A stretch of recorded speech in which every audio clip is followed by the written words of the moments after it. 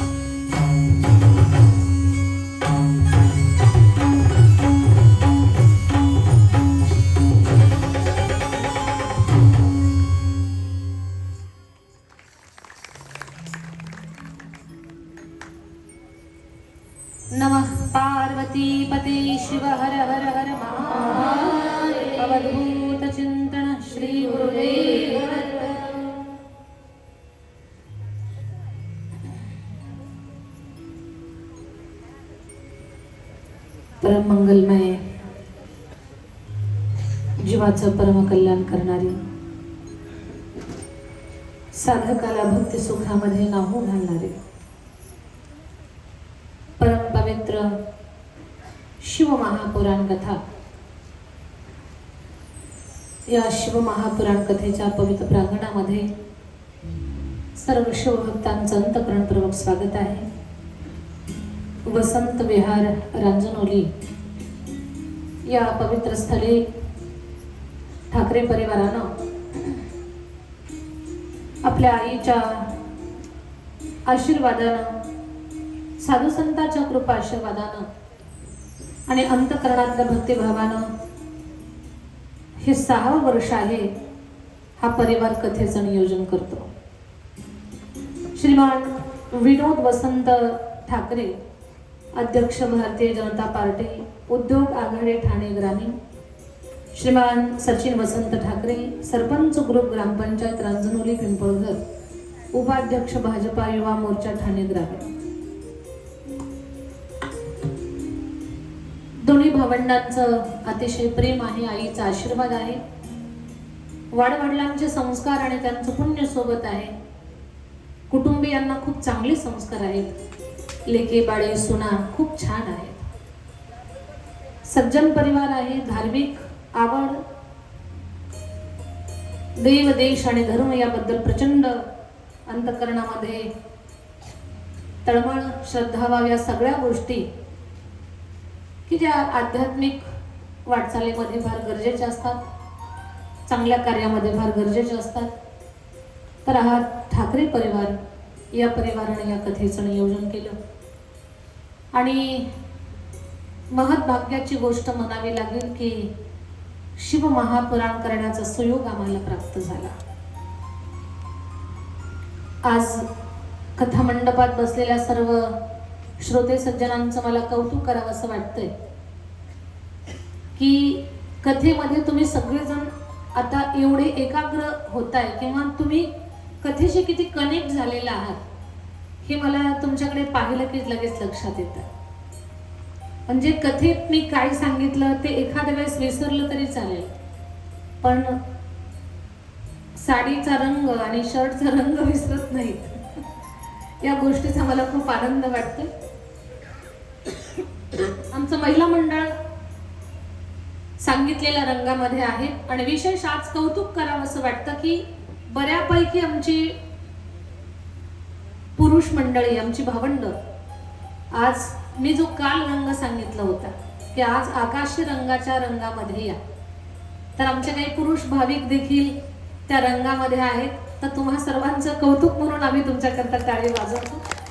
खरं तर आमच्या महिला बिचाऱ्या उत्सुक असतात त्या बाबतीत काय नवल आहे, पण आपण पुरुष बांधव देखील आनंदानं, भक्तिभावानं अगदी या कार्यक्रमामध्ये सांगितल्या पद्धतीनं सहभागी होत आहे. त्या गोष्टीचा मला खूप आनंद वाटतोय. आणि आमच्या बिचाऱ्या माता माऊल्या तर रात्रीपासूनच घरी गेल्यापासून साडी शोधून ठेवत असते, उद्या दिवसभर वेळ मिळणार नाही. उठलं की जॉबला जावं लागतं, उद्योगावरती जावं लागतं, घरातलं आवरावं लागतं, मग दिवसभरात वेळ मिळणार नाही, संध्याकाळी खूप घाई होईल म्हणून अगोदर साडी शोधून ठेवत असतील, नंतरच आराम करत असतील. तर एवढी आवड, एवढी ओढ, तर ही ओढ सुद्धा भगवान शंकराला आपल्यावरती कृपा करण्यासाठी प्रवृत्त करणार.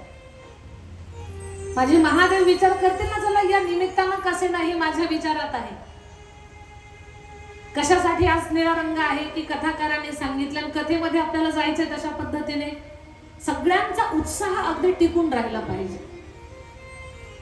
आणि मी रोज एक रंग सांगत जाणार आहे. त्या रंगाच्या माध्यमातून कधी कधी 2-2, 4-4 वर्ष एखाद्या साडीकडे तुम्हाला पाहणंही होत नसेल, त्या बिचारीचा नंबरही लागत नसेल कधी, पण या कथेच्या निमित्तानं, रोज एक रंगाच्या निमित्तानं बऱ्याच बिचाऱ्या साड्यांना कधीतरी न्याय मिळत असेल, म्हणजे न्याय मिळेल यावेळेस त्यांना पण सुद्धा.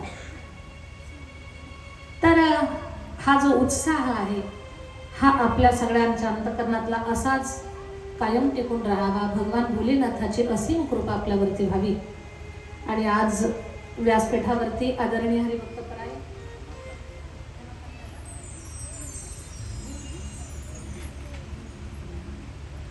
आदरणीय हरिभक्तपरायण रमाकांत दादा, आपण व्यासपीठावरती आहात, आपलंही स्वागत आहे. खरं तर भिवंडीच्या परिसरामध्ये माझी पहिली सेवा आहे कथेची. ठाण्यामध्ये घाटकोपर इकडे खूप वारंवार येण्यात येतं, पण या भागामध्ये जास्त काही येत नाही आम्ही. सकाळीच मी कुणाशी तरी बोलत होते की मुंबई आणि पुणा ही दोन शहरं आम्ही शक्यतो टाळतो, कारण तिकडे ट्रॅफिकच एवढं आहे की नको होतं जायला. पण कथेच्या माध्यमातून 7 दिवस एका जागेवरती थांबणं असा काही प्रवासाचा त्रास नसतो, म्हणून कधीतरी कथेसाठी आम्ही ही शहरं निवडतो. एका दिवसाच्या कीर्तनासाठी शक्यतो मुंबई आणि पुण्याला जातच नाही, त्याच्यामध्ये प्रवासानं जास्त परेशानी होते. तुमच्या या भिवंडी कल्याणच्या भागामध्ये प्रथमताच मी कथेसाठी येते. इकडे इगतपुरी नाशिक या भागातही खूप खूप जास्तीचे वेळा आणि प्रॉपर शहरात मुंबईमध्ये ठाण्यामध्ये पनवेल या भागामध्ये खूप वारंवार आम्ही आलेलो आहोत कथेच्या माध्यमातून, आणि आपण कथेला आरंभ करणार आहोत. पण आज एक खूप मोलाची गोष्ट मी तुमच्या सगळ्यांसोबत बोलणार आहे. सगळ्यांनी लक्ष देऊन ऐका.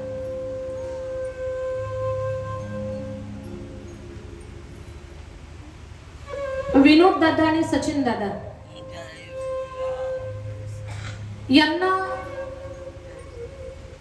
यांच्या पुण्याईनं काय असेल जी माई माऊली प्राप्त झालेली आहे, किंवा ज्या माऊलीच्या कुशीतून यांचा जन्म झाला, ती माऊली माझ्या समोर आहे म्हणून त्या माऊलीचं मला कौतुक करायचं असं नाही. तर आई जर धार्मिक असेल, आईला जर अध्यात्म कळत असेल, साधू संतांविषयी आदर असेल, आईला हरिपाठ काकडा गाण्याची गोडी असेल, तर लेकरांना सुद्धा तसेच संस्कार लागत असतात. आणि आज या दोन भावंडांना जे धार्मिक संस्कार आहेत, साधू संतांच्या बद्दलचा जो प्रचंड आदर आहे, ही सगळी या माऊलीची पुण्याई आहे, या आईचा आशीर्वाद आहे. म्हणून घरातली माऊली, घरातली स्त्री ही धार्मिक असली पाहिजे, हे फार फार फार मोलाचं आणि महत्वाचं आहे. मातीला आकार देत असताना कुंभार दादाची जी जबाबदारी आहे ना, त्याहीपेक्षा अधिकची जबाबदारी आपली लेकरं घडवत असताना आईची आहे. एक कुंभार दादा चिखल तुडत होते. आपल्या गावचे भूदेव, देवा तुमची ओळख झाली मला काल, आणि आज आपण फार श्रद्धेनं कथेत सहभागी झाला की तुमच्या रंगावरनं माझ्या लक्षात आलं. तर एक कुंभार दादा चिखल तुडवत होते, आणि चिखल तुडवत असताना त्यांच्या पत्नीनं विचारलं, खूप लक्ष देऊन ऐका. त्यांच्या पत्नीनं विचारलं, ओजी क्या बनाने वाले हो, इस मिट्टी से क्या बनाने वाले हो. कुंभार दादाला विचारलं की तुम्ही काय बनवणार आहात. कुंभार दादानं सांगितलं, अगं मी एक मातीची वस्तू बनवणार आहे की खूप लोक विकत घेतील, आपल्याला भरपूर पैसे मिळतील. दृष्टांत खूप लक्ष देऊन ऐका आणि सगळ्यांनी ऐका. कुंभार दादा चिखल तुडवत होते. चिखल तुडवत असताना त्यांच्या पत्नीनं विचारलं, अहो काय बनवणार आहात. कुंभार दादांना सांगितलं, अगं सध्या चिलीमचा खूप जमाना आहे, मी चिलीम बनवणार आहे. लोक भरपूर चिलीम विकत घेतील, आपल्याला भरपूर पैसे मिळतील.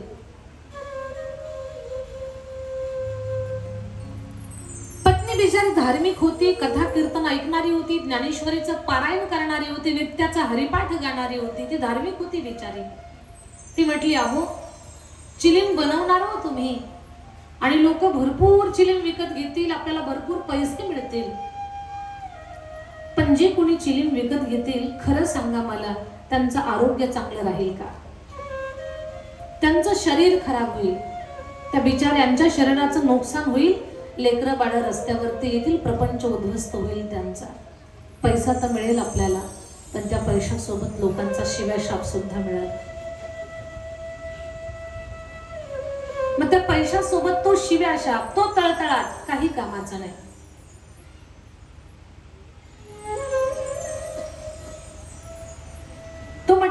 काय करू आता?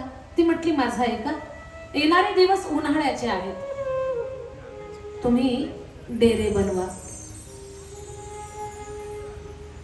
गोर गरीब माणसाचं फ्रीज म्हणजे मातीचा डेरा. लोक डेरे विकत घेतील, त्याच्यामध्ये थंड पाणी राहील, जे पितील त्यांचं पोट शांत राहील. आपल्याला पैसे तर मिळतील, पण पैशासोबत आशीर्वाद सुद्धा मिळेल.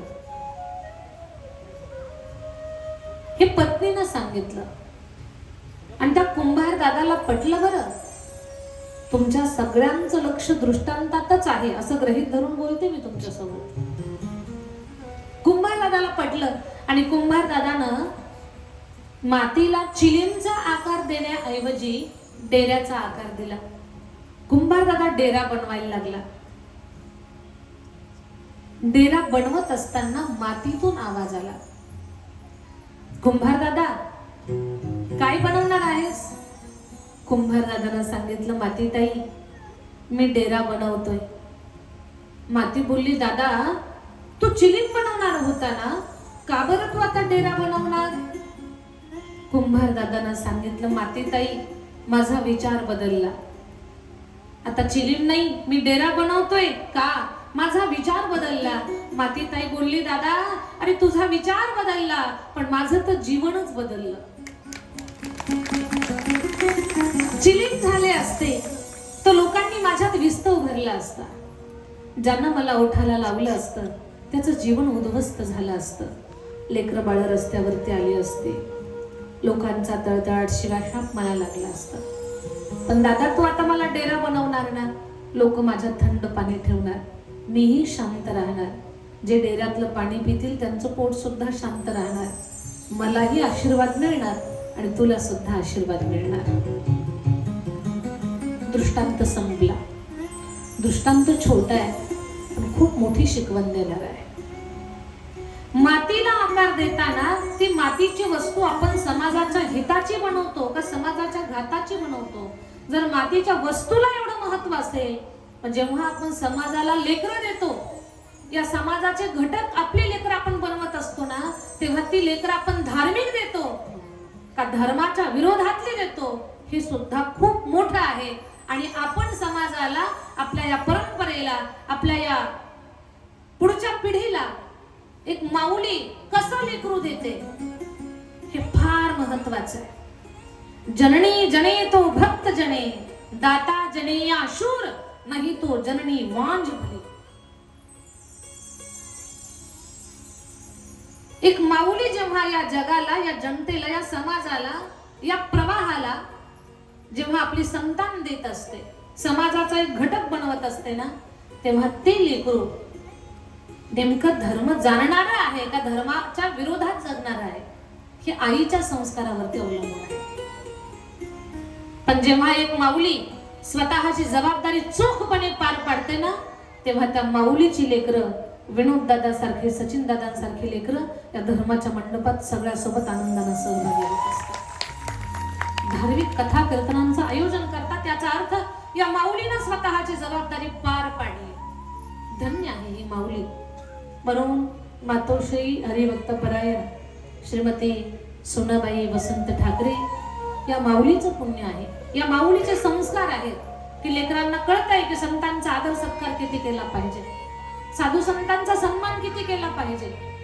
आई तुम्ही आम्हाला कथेला बोलावलंय आणि आम्ही तुम्ही बोलावलं म्हणून आलो, हे जर असेल आपल्या डोक्यात तर ते आपण बाजूला ठेवू. लक्षात घ्या, कधी कधी किती ठरवलं तरी काही गोष्टी होत नसतात आणि कधी कधी एखादी गोष्ट अंतःकरणातून करा, त्या आपोआप घडत असतात. हा अंतःकरणाचा भाग आहे. आणि सोनाईंना सांगेन मी, तुम्ही सोनाली ताई करपेंना कथेला बोलावलंय, सोनाली ताईला तुम्ही युट्यूबला पाहिलंय, पण सोनाली ताईच्या पाठीमागचा इतिहास तुम्हाला अजून माहिती नाही. जिथे राहतो आम्ही बीड जिल्ह्यामध्ये गेवराई तालुक्यात चकलंबा नावाचं माझं गाव आहे. तुम्हाला लक्षात यावं म्हणून सांगते, भगवान गडाच्या पूर्व दिशेला 15 किलोमीटर वरती माझं गाव आहे. जिथे आम्ही राहतो तिथून 40 किलोमीटर वरती पैठण आहे. माझ्यापासून 22 किलोमीटर वरती शनीचं राक्षस भुवन आहे. माझ्यापासनं 20 किलोमीटर वरती 25 किलोमीटर वरती नारायणगड आहे, 15 किलोमीटर वरती भगवानगड आहे, 50 किलोमीटर वरती कानिफनाथाची मढी आहे, 60 किलोमीटर वरती मच्छिंद्रनाथाचं सावरगाव आहे. असं पूर्ण संतांच्या महापुरुषांच्या मध्ये असणारं ते गाव चकलंबा गाव. आणि त्या गावामध्ये जिथे आम्ही राहतो तर एका संस्थांची आम्ही सेवा करत आहोत. ज्या संस्थांची सेवा करतो त्या संस्थांचे मूळचे महंत आहेत सद्गुरु कल्याण स्वामी महाराज. सद्गुरु कल्याण स्वामींची आई संजीवनी समाधी आहे. संजीवनी म्हणजे आळंदीला ज्ञानोबायांची जशी समाधी आहे तशी संजीवनी समाधी चकलंबा गावी आहे कल्याण स्वामींची. सगळ्यांना प्रश्न पडेल, कल्याण स्वामी नेमके कोण? समर्थ रामदास स्वामींचे शिष्य का? नाही. दत्त प्रभूंचा अनुग्रह देवगिरीच्या जनार्दन स्वामींना, जनार्दन स्वामींचा अनुग्रह पैठणच्या शांतीब्रह्म एकनाथ महाराजांना, नाथांचा अनुग्रह ज्यांनी मेलेलं गाढव जिवंत केलं त्या दंडवत स्वामींना, आणि दंडवत स्वामींचा अनुग्रह कल्याण स्वामींना ज्यांची आम्ही सेवा करतो त्यांना. एवढ्या मोठ्या परंपरेमध्ये आम्ही आहोत. कल्याण स्वामींची संजीवनी समाधी आहे. महाराजांच्या नंतर खूप सारे त्यांची शिष्य परंपरा होऊन गेलेली आहे. जवळजवळ 10वी 11वी पिढी माझी परमार्थामध्ये आहे, नवीन नाही. 10-11 पिढ्या झाल्या. प्रत्येक पिढीला एक संन्याशी अशी माझी परंपरा. आता माझे भाऊ संस्थांचे उत्तराधिकारी आहेत. काही कुणास ठाऊक महाराजांनी आम्हालाही त्यांच्या सेवेमध्ये स्वीकारलं आणि आम्ही सुद्धा महाराजांच्या सेवेमध्ये असंच जीवन अर्पण केलेलं आहे. महाराजांचा खूप मोठा प्रभाव आहे, खूप मोठी महिमा आहे, खूप मोठं वैभव आहे. कल्याण स्वामींनी 12 वर्ष एका जागेवरती तपश्चर्या केलेली आणि कल्याण स्वामींनी हनुमंतरायांची विशेष उपासना केलेली 12 वर्ष, महाबली हनुमान यांची. आणि स्वामी जेव्हा चकलंबा भूमीमध्ये 12 वर्ष तप करत होते तेव्हा त्यांना जीव घालण्यासाठी साक्षात माता अन्नपूर्णा त्यांच्या सोबत होती.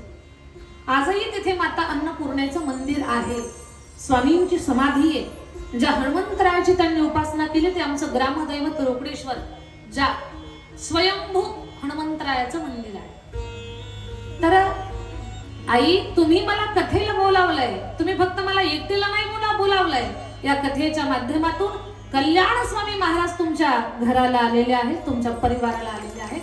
त्या कथेच्या माध्यमातून महाराजांची कृपा तुमच्यावर झाली. का झाली, कशामुळे झाली मला काहीही माहिती नाही.